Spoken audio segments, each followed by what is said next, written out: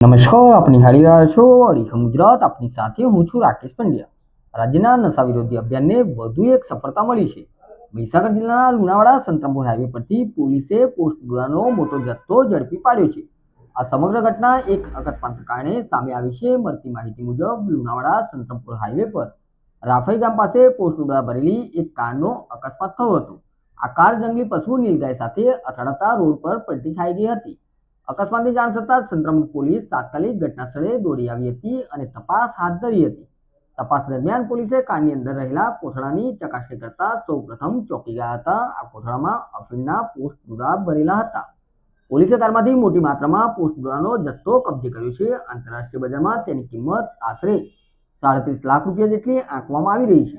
આટલું જ નહીં, પોલીસે કારમાંથી મોબાઈલ ફોન અને નંબર પ્લેટ પણ જપ્ત કરી છે. પ્રાથમિક દ્રષ્ટિએ આ માલ ક્યાંથી આવ્યો હતો અને ક્યાં લઈ જવામાં આવી રહ્યો હતો, આ રેકેટમાં કોણ કોણ સંડોવાયેલું છે તે દિશામાં પોલીસે તપાસના ચક્રો ગતિમાન કર્યા છે. સંતરામપુર પોલીસ હાલ આરોપીને ઝડપી પાડવા માટે જુદી જુદી ટીમો બનાવીને તપાસ કરી રહી છે. સંતરામપુરથી લુણાવાડા હાઈવે પર રાફાઈ ગામ પાસે મહાલક્ષ્મી હોટલ પાસે એક સ્કોર્પિયો ગાડીનું નીલગાય જોડે અકસ્માત થતા પોલીસને આ ઘટનાની જાણ થઈ હતી. પોલીસે ઘટના સ્થળે પહોંચતા આ જે સ્કોર્પિયો છે તેને ચેક કરતા ગાડીમાંથી ટોટલ 246.7 કિલોગ્રામ અફીણના પોસ્ટ ડોડા મળી આવેલ હતા, જેની અંદાજિત કિંમત 37 લાખ જેટલી થાય છે. પોલીસને તપાસ દરમિયાન એક મોબાઈલ તથા 2 એમપીના નંબર પ્લેટ પણ મળી આવેલ છે. પોલીસે એનડીપીએસનો ગુનો દાખલ કરીને આગળની તપાસ હાથ ધરી. મહીસાગર જિલ્લાની રાજસ્થાન જોડે બોર્ડર આવેલ હોવાથી જે બોર્ડરની ચેકપોસ્ટ છે ત્યાં પોલીસે સઘન ચેકિંગ સ્ટાર્ટ કરી દીધું છે. એના સિવાય જિલ્લામાં સ્પેશિયલી જે બ્લેક ફિલ્મવાળી ગાડીઓ છે અને સ્કોર્પિયો કે આવી ગાડીઓ છે એમનું પણ ચેકિંગ સઘન કરી દેવામાં આવ્યું છે.